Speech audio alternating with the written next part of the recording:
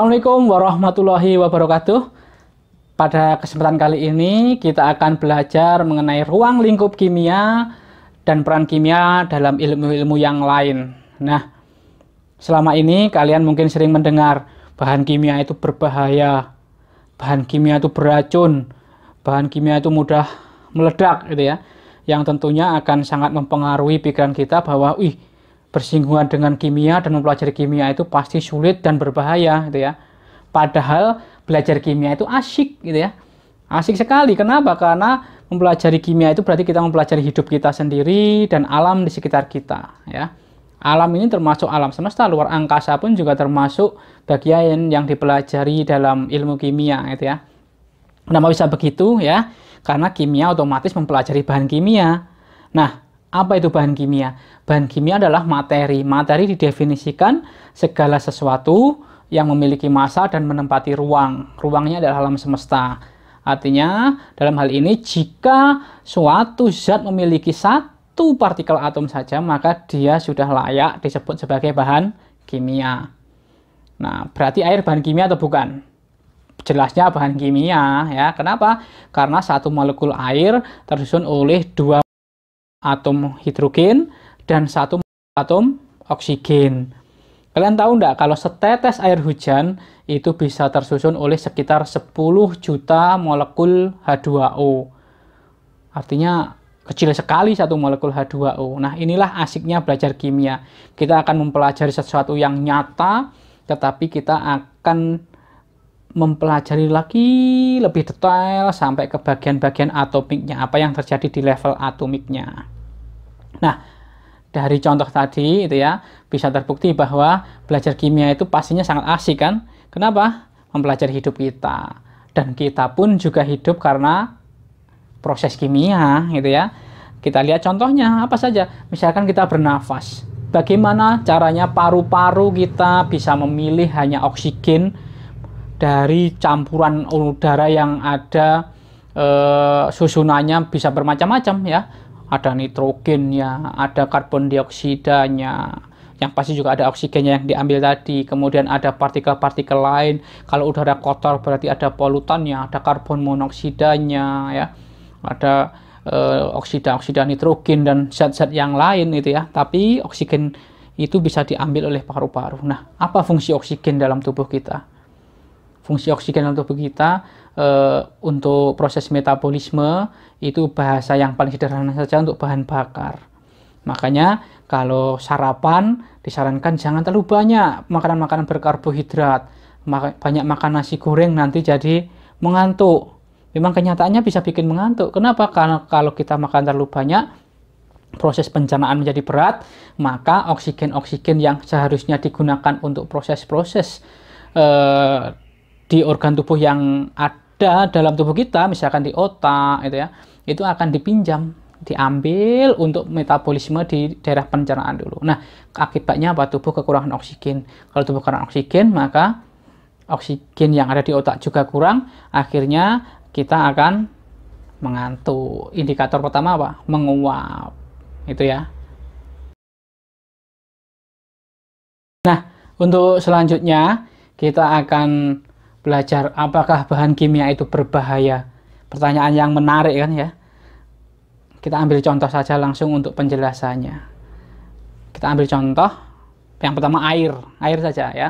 Air tersusun dari dua atom H dan satu atom O membentuk molekul senyawa H2O ya. Seperti yang sudah kita ketahui bersama bahwa air itu sangat kita butuhkan dalam kehidupan kita. Air sangat bermanfaat karena digunakan untuk minum, untuk bahan makanan. Kalau kita kekurangan air, maka kita bisa dehidrasi dan akan sangat membahayakan keselamatan kita.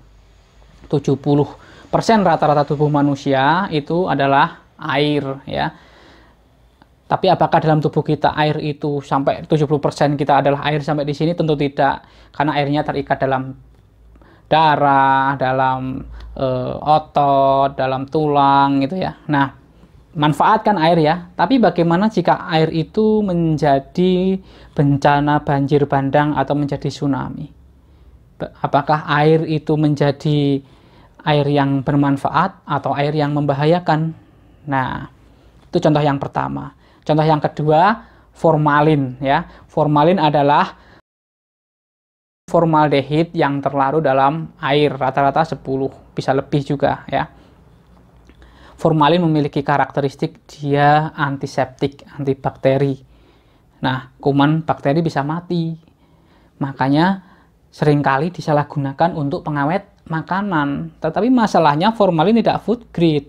Dalam kasus ini maka formalin menjadi bahan kimia yang berbahaya.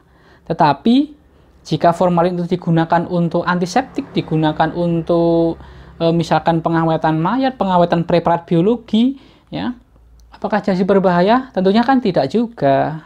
Nah, contoh yang ketiga, pewarna makanan yang tidak layak dikonsumsi, rodamin B, itu pewarna tekstil, warnanya merah menyala.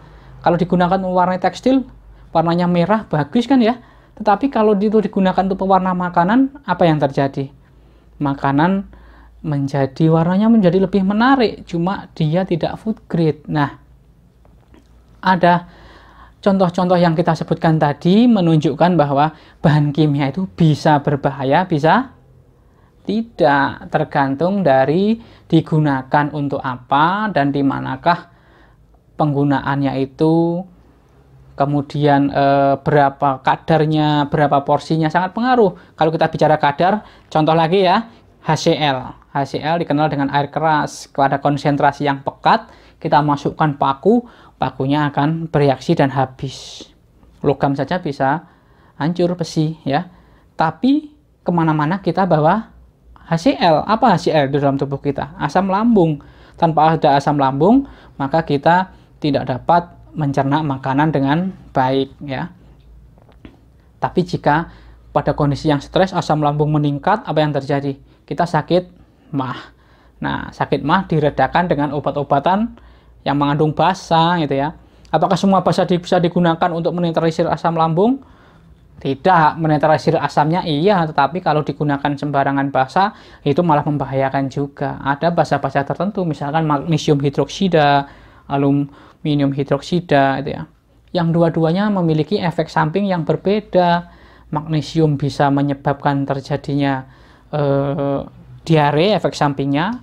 Kemudian kalau aluminium hidroksida bisa menyebabkan sembelit. Makanya dicampur seringkali kedua obat itu supaya apa? Efek sampingnya saling meniadakan. Itu ya. Artinya bahan kimia bisa berbahaya, bisa tidak. Semua tergantung dari penggunaannya.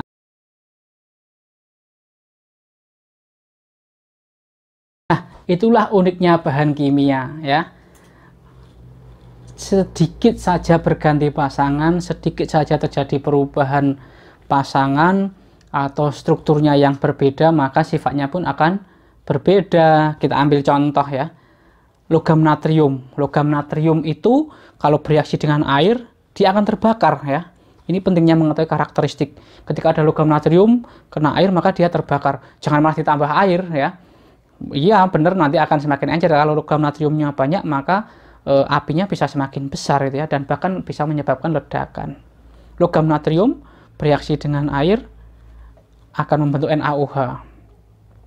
Sangat panas sekali, eksoterm, dan berbahaya jika mengenai kulit. Gas klorin ya, gas klorin itu gasnya berwarna kehijauan, makanya kalau hijau daun itu namanya klorofil ya, karena kloros itu artinya hijau. Gas klorin itu gas yang kuning kehijauan, kalau dihirup maka bisa membuat saluran nafas itu melepuh. Ini digunakan untuk senjata di dalam perang itu ya, senjata kimia yang sangat tidak manusiawi itu ya, sangat zalim sekali kepada sesama manusia ketika digunakan senjata ini untuk melukai gitu ya. Tapi apa yang terjadi ketika logam natrium bereaksi dengan klorin? Mereka akan bereaksi membentuk NaCl. NaCl rasanya asin. Nah, itulah garam dapur di rumah kita. Makan tanpa garam itu tidak nikmat gitu ya. Bayangkan penyusunnya sangat ekstrim sekali sifatnya, tapi kalau sudah berpasangan menjadi NaCl, maka dia menjadi garam dapur yang tidak bisa terlepas dari kehidupan kita sehari-hari. Itu uniknya bahan kimia. Satu contoh lagi, karbon ya. Satu atom saja C karbon itu ketika dia membentuk suatu molekul unsur yang besar ya, kalau dia membentuk struktur seperti ini ya, maka dikenal dengan nama intan. Intan itu memiliki tingkat kekerasan yang sangat tinggi, sekitar 10 skala Mohs, skala kekerasan, sangat keras sekali. Maka intan yang kualitasnya kurang bagus sering juga digunakan untuk alat gerinda pemotong kaca, pemotong besi itu ya. Nah, yang bagus sekali kalian mengenal intan berlian. Nanti intan keras sekali, bening, tidak berwarna itu ya. Nanti jika ada zat lain maka dia bisa memberikan warna yang sangat indah, digunakan untuk perhiasan dengan kekerasan yang sangat kuat sekali, sangat tinggi, dan tidak menghantarkan listrik. Nah, berbeda jika berikatan dengan struktur seperti ini. Nah, dengan struktur heksagonal seperti ini, maka dikenal dengan istilah grafit. Apa itu grafit? Isi pensil, kemudian isinya baterai kecil itu, kemudian apa lagi? Arang, batu bara. Nah, itu strukturnya adalah struktur grafit. Mudah putus, skala kekerasannya hanya 1-2 Mohs itu ya. Mudah diputuskan ya tadi. Kemudian rapuh ya, tapi dia memiliki sifat sebagai konduktor listrik. Sama-sama disusun oleh C, tetapi ketika bergandengan dengan cara yang tidak sama, sifatnya sangat berbeda. Inilah asiknya belajar kimia. Dari yang kita sampaikan semua tadi, artinya apa? Mempelajari kimia itu mempelajari zat di sekitar kita, mulai dari sifatnya, strukturnya, perubahan zatnya, dan energi-energi yang menyertainya gitu ya. Asik sekali kan kalau kita bicara energi yang menyertai, ada reaksi nuklir. Nah, berbahaya nggak reaksi nuklir? Ayo coba. Tergantung dulu untuk apa, jangan sampai dia berbahaya ya.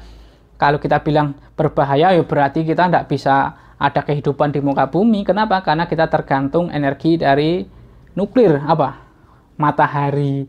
Matahari adalah reaksi fusi penggabungan inti hidrogen yang akan melibatkan proses terbentuknya helium di sini ya. Helium di situ suhu permukaan matahari berkisar sekitar 6.000-an derajat Celcius. Di intinya bisa sampai 15 juta derajat Celcius. Wow, tinggi sekali. Lo kok tahu dari mana? Siapa yang pernah datang ke sana dan mengukur? Inilah pentingnya belajar ilmu kimia. Caranya gimana? Di lab nuklir, disimulasikan. Kalau kalian pernah nonton film Spider-Man itu ya, Dr. Octopus yang membuat reaktor nuklir seperti itulah, tapi dalam skala kecil yang sangat terkendali. Kalau 1 atom, 2 atom berfusi bagaimana, isotop yang kecil berfusi bagaimana, nanti dihitung berapa energinya. Kalau sudah tahu energinya, nah dengan teleskop bintang kita kan bisa melihat matahari berapa jaraknya. Dari sini dikalikan dengan jaraknya bisa ketemulah berapa diameter matahari. Oh, berarti kira-kira ada berapa banyak sih atom-atom yang terlibat di situ dan membentuk proses reaksi nuklir di permukaan matahari dan di inti matahari, sehingga bisa dihitung estimasi atau diperkirakan sekitar 6.000 derajat Celcius. Jadi tidak asal prediksi saja, tapi sangat saintifik atau sangat ilmiah. Keren kan belajar kimia itu?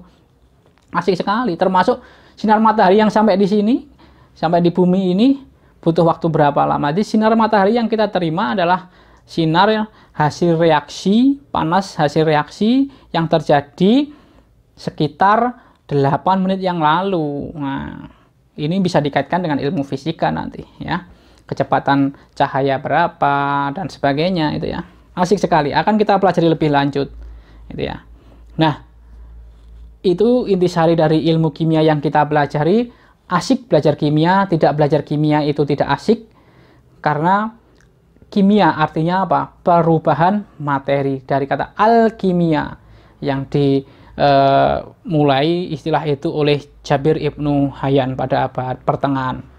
Semangat belajar kimia, yang belajar kimia itu asik. Assalamualaikum warahmatullahi wabarakatuh.